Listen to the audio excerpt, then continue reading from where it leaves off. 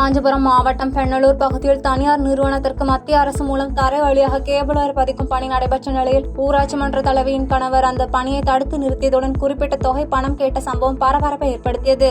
இதனைத் தொடர்ந்து சம்பந்தப்பட்ட அதிகாரிகள் மாவட்ட ஆட்சியரிடம் புகார் அளித்த நிலையில் காவல்துறையினர் ஊராட்சி மன்ற தலைவியின் கணவரை கைது செய்து சிறையில் அடைத்தனர்.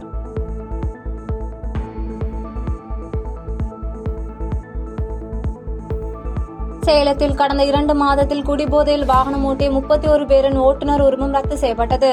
மேலும் போதையில் வாகனம் ஓட்டுபவரிடம் ரூபாய் 10,000 அபராதம் விதிக்கப்பட்ட நிலையில் அதிகாரிகள் விபத்து தடுக்க தொடர் நடவடிக்கைகளை எடுப்பதாக தெரிவித்தனர்.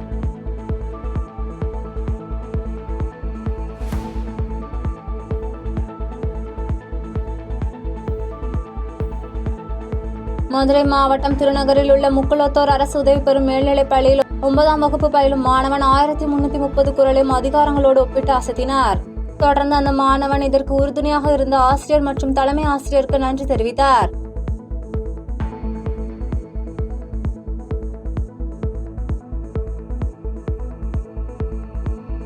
தேனி மாவட்டம் உசிலம்பட்டி அருகே அணையில் குளிக்க சென்ற 13 வயது சிறுவன் நீரில் மூழ்கி உயிரிழந்த சம்பவம் சோகத்தை ஏற்படுத்தியது. இதனை கண்ட அக்கம் பக்கத்தினர் உடலை மீட்டு கரைக்கு கொண்டு வந்த நிலையில் தகவல் அறிந்து வந்த காவல்துறையினர் இந்த விபத்து குறித்து விசாரணை மேற்கொண்டு வருகின்றனர்.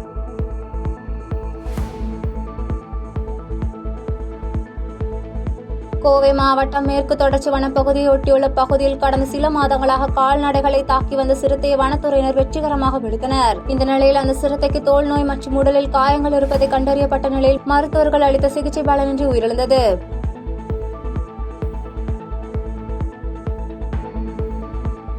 கள்ளக்குறிச்சி மாவட்டம் ஆனமலை அடுத்த ஆழியார் அணைக்கு சுற்றுலா வந்த கல்லூரி மாணவர்களை தேன் கொழுவி துரத்தி கொட்டிய சம்பவம் பரபரப்பை ஏற்படுத்தியது. இதனைத் தொடர்ந்து 50க்கும் மேற்பட்டோர் மருத்துவமனையில் அனுமதிக்கப்பட்டு சிகிச்சை பெற்று வருகின்றனர்.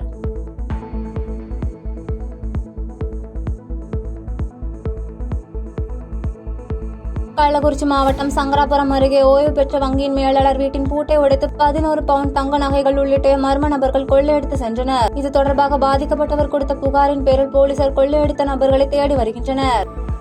சாய்பாபா கோயிலுக்கு போயிட்டு ஒரு ஒன் வீக் கழிச்சு திரும்ப வீட்டுக்கு வந்து பார்க்கும்போது நைட்டு 10ஆம் தேதி இரவு 8:30 மணிக்கு வந்து வீட்டுக்கு வந்து பார்க்கும்போது என் வீட்டுடைய போர்ட்டிகோ கதவு மெயின் கதவு எல்லாம் டோர்லாம் உடைச்சிருந்தது. உள்ளே போய் பார்க்கும்போது என்னுடைய தங்க நகை 11 பவுனு, கேஷ் 50,000 ரூபாய், வெள்ளி சம்மந்தமான பொருட்கள் அது ஒரு 2 கிலோ திருடு போயிருந்தா கண்டு தெரிஞ்சுக்கொண்டே. அதனால் கள்ளக்குறிச்சி மாவட்ட கண்காணிப்பாளர்களை தயவு செய்து இது கொஞ்சம் விசாரணை செய்து மீட்டு கொடுத்து தாய்மொழி கேட்டு. சென்னை திருவொற்றியூர் 2000 ஆண்டுகள் பழமையான வடிவுடை அம்மன் கோவிலில் தேர் திருவிழா விமர்சையாக நடைபெற்றது. இதில் 1000க்கும் மேற்பட்ட பக்தர்கள் தேரை வடம் பிடித்து இழுத்து சாமி தரிசனம் செய்தனர்.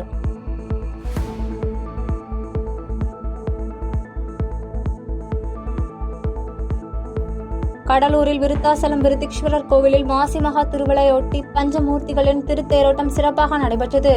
இதில் ஆயிரக்கணக்கான பக்தர்கள் கலந்து கொண்டு வடம் பிடித்து தேரை இழுத்தனர்.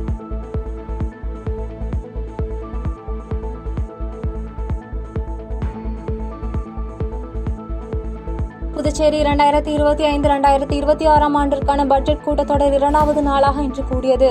கூட்டம் தொடங்கியதும் பெஞ்ச் புயலால் முழுமையான வீடுகள் இழந்தவர்களுக்கு நிவாரணம் தராமல் உள்ளதாக பேரவையில் சட்டமன்ற உறுப்பினர் கேள்வி எழுப்பிய நிலையில் அதற்கு பதில் அளிக்கவில்லை என கூறி திமுக மற்றும் காங்கிரஸ் சட்டமன்ற உறுப்பினர் வெளிநடப்பு செய்தனர்.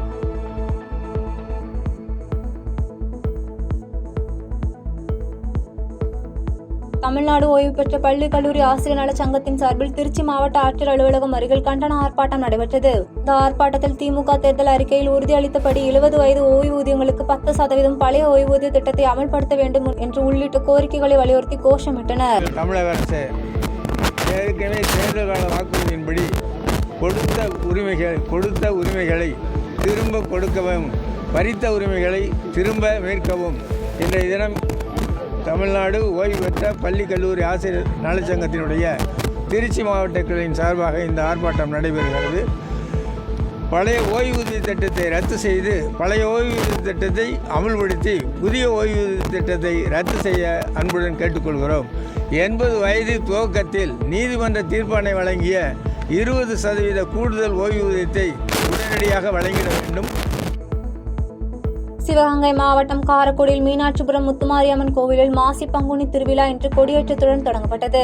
இதில் காரைக்குடி மற்றும் சுற்றுவட்டார பகுதியில் சேர்ந்த திரளான பக்தர்கள் கலந்து கொண்டு சாமி தரிசனம் செய்து காப்பு கட்டி கொண்டனர்.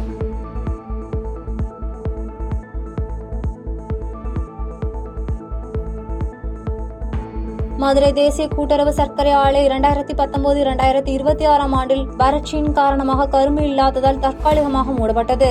இதனை மீண்டும் திறக்க வலியுறுத்தி தமிழ்நாடு கரும்பு விவசாய சங்கத்தின் சார்பில் மாநில துணைத் தலைவர் பழனிசாமி தலைமையில் மாவட்ட ஆட்சியர் அலுவலகம் அருகே ஆர்ப்பாட்டம் நடைபெற்றது. ஆர்ப்பாட்டத்தின் போது விவசாயிகள் கைகளில் கரும்புகளை ஏந்தியபடி அலங்காநல்லூர் தேசிய கூட்டுறவு சர்க்கரை ஆலையை வரும் 2025-2026 துவக்க வேண்டும் என்றும் கமிட்டி சிபாரிசு செய்து 27 கோடி ரூபாயை உடனே ஒதுக்க வேண்டும் உள்ளிட்ட பல்வேறு கோரிக்கைகளை வலியுறுத்தி கண்டன முழக்கங்களை எழுப்பினர்.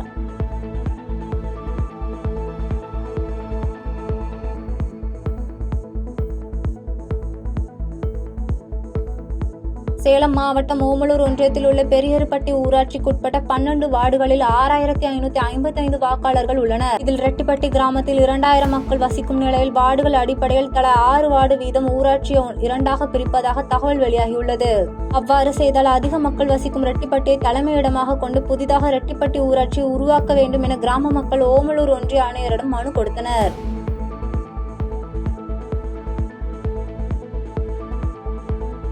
தேனி மாவட்டத்தில் உள்ள அரசு டாஸ்மாக் மதுபான கடைகளில் விற்பனை செய்யப்படும் மதுபானங்களை கணினி முறையில் கண்காணிக்கவும் ஸ்டாக் மெயின்டெனன்ஸ் செய்வதற்கு மதுபான கடை விற்பனையாளர்களுக்கு பயிற்சி வகுப்பு நடத்தப்பட்டது. டாஸ்மாக் மதுபான கடையில் கள்ளச்சந்தைகளில் மதுபானங்களை விற்பனை செய்வதை தண்டிப்பதற்காகவும் போலி மதுபான விற்பனைகளை தடுப்பதற்காகவும் இந்த நடவடிக்கை எடுக்கப்பட்டுள்ளதாக கூறப்படுகிறது.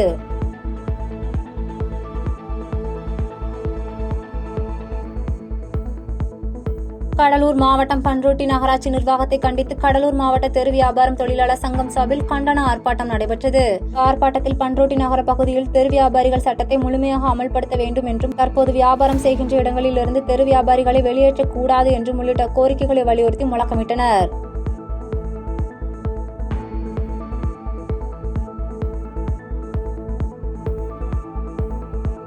சென்னை கொளத்தூரில் தமிழக முதலமைச்சரின் பிறந்த நாளையொட்டி தொடர் 78 வாரங்கள் ஏழை எளிய மக்களுக்கு மதிய உணவு வழங்கும் நிகழ்ச்சி தொடங்கப்பட்டுள்ளது. அமைச்சர் சேகர் பாபு அவர்களின் வழிகாட்டுதலின்படி 78 வாரங்கள் தொடர்ந்து மதிய உணவு வழங்க இருப்பதாக அமுத கரங்கள் நிறுவனர் சங்கர் தெரிவித்துள்ளார்.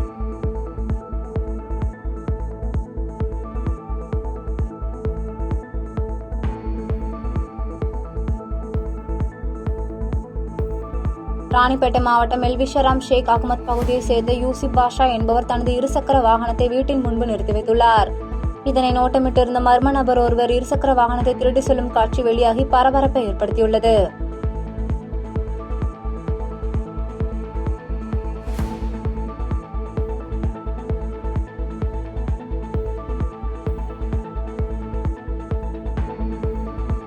கடலூர் மாவட்டம் பூவனகிரி வழியாக கத்தாலை நோக்கி அரசு பேருந்து தினமும் செல்வது வழக்கம். அந்த வகையில் செல்லும் பேருந்தில் பயணிகள் மற்றும் பள்ளி கல்லூரி மாணவர்கள் அதிகம் ஏறுவதால் அமர்வதற்கு இடமில்லாமல் தொங்கியபடியே பயணம் செய்து வருகின்றனர். எனவே உடனடியாக கூடுதல் பேருந்துகளை இயக்கி மாணவர்கள் படிக்கட்டில் தொங்காமல் பயணம் செய்ய வழிவகை செய்ய வேண்டும் என பொதுமக்கள் கோரிக்கை விடுத்துள்ளனர். திருவண்ணாமலை மாவட்டம் போலூர் பேரூராட்சி நகரத்தின் மையப்பகுதியில் உள்ள அரசு பொதுவழி பாதையை தனிநபர் ஒருவருக்கு பட்டா வழங்கியதை கண்டித்து 50க்கும் மேற்பட்டோர் வட்டாட்சியர் அலுவலகம் எதிரில் கண்டன ஆர்ப்பாட்டத்தில் ஈடுபட்டனர். ஆர்ப்பாட்டத்தில் அரசு இடத்தை தனிநபருக்கு பட்டா மாற்றம் செய்த வருவாய்த்துறையினர் மீது துறை ரீதியான நடவடிக்கை எடுக்க கோரி கண்டனம் முழக்கமிட்டனர்.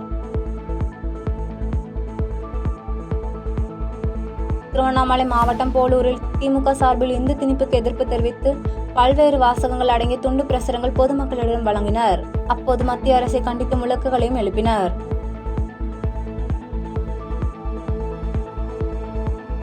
புதுக்கோட்டை மாவட்டம் இலப்பூர் பகுதியில் தமிழ்நாடு பெரும்பிடுகு புத்தரையர் மறுமலர்ச்சி சங்க நிர்வாகிகள் ஆலோசனை கூட்டம் நிறுவன தலைவர் சொக்கன் தலைமையில் நடைபெற்றது. கூட்டத்தில் சமுதாய மக்கள் பொருளாதாரத்தில் பின்தங்கி இருப்பதை முன்னெடுத்து செல்ல வேண்டும் என்றும் சங்கத்தின் நிர்வாகிகள் பொறுப்பாளர்கள் சிறப்பாக செயல்பட வேண்டும் என்றும் உள்ளிட்ட தீர்மானங்கள் நிறைவேற்றப்பட்டது. சென்னை தாம்பரம் அடுத்து மணிமங்கலம் பகுதியை சேர்ந்தவர் பாலமுருகன். ஐடி நிறுவனத்தில் பணிபுரிந்து வரும் இவருக்கு வித்யா என்ற மனைவியும் 2 குழந்தைகளும் உள்ளனர். இந்த நிலையில் வித்யா அடுக்குமாடி குடியிருப்பின் 4வது மாடியில் துணிகளை எடுப்பதற்காக சென்றபோது இவரது குழந்தை எதிர்பாராத விதமாக 4வது மாடியிலிருந்து விழுந்தது. இதில் குழந்தை படுகாயமடைந்து மருத்துவமனைக்கு கொண்டு சென்ற நிலையில் அங்கு பரிசோதித்த மருத்துவர் குழந்தை இறந்ததாக தெரிவித்தனர். செங்கல்பட்டு மாவட்டம் மதுராந்தகம் அருகே கடலூரில் இருந்து கீழம்பாக்கம் சென்று கொண்டிருந்த அரசு பேருந்து ஓட்டுநரின் கட்டுப்பாட்டை இழந்து சென்டர் மீடிய கட்டையில் மோதி விபத்துக்குள்ளானது. இதில் பயணம் செய்த 10க்கும் மேற்பட்டோர் காயமடைந்த நிலையில் அவர்களை மீட்டு அரசு மருத்துவமனைக்கு அனுப்பி வைக்கப்பட்டனர். சேலம் மாவட்டம் ஓமலூர் அருகே நல்லகவுண்டப்பட்டி பாலன் என்பவர் தேங்காய் நார் மில் மற்றும் கயிறு தொழிற்சாலை வைத்து நடத்தி வருகிறார். இந்நிலையில் மில்லில் உற்பத்தி செய்து வைக்கப்பட்டிருந்த நாரில் திடீரென தீப்பிடித்ததால் அப்பகுதி முழுவதும் புகை மண்டலமாக மாறி அடுத்தடுத்து நார் குவியலுக்கு வேகமாக தீ பரவியது. பின்னர் தகவல் அறிந்து வந்த தீயணைப்புத் துறையினர் தீயை கட்டுக்குள் கொண்டு வந்தனர். இருப்பினும் 10 லட்சம் ரூபாய் மதிப்புள்ள பொருட்கள் தீயில் எரிந்து சேதமடைந்தது. தர்மபுரி மாவட்டம் பெண்ணாகரம் அடுத்த பாப்பரம்பட்டி கிராமத்தை சேர்ந்த வினோத்குமார் ஆட்டோ ஓட்டுநரான இவர் வேலம்பட்டி கிராமத்தை சேர்ந்த 11ஆம் வகுப்பு மாணவியை கடத்தி சென்று பாலியல் சீண்டல் செய்ததாக மாணவியின் பெற்றோர் காவல் நிலையத்தில் புகார் அளித்துள்ளனர். புகாரின் பேரில் விசாரணை செய்த போலீசார் ஆட்டோ ஓட்டுநர் வினோத்குமாரை கைது செய்தனர். பாதகம் செய்பவரை கண்டால் நாம் பயம் கொள்ளலாகாது பாப்பா. மோதி மிதித்து விடு பாப்பா, அவர் முகத்தில் உமிழ்ந்து விடு பாப்பா. அண்மை செய்திகளை உடனுக்குடன் தெரிந்து கொள்ள இணைந்திருங்கள் எம் நாடு தொலைக்காட்சியுடன்.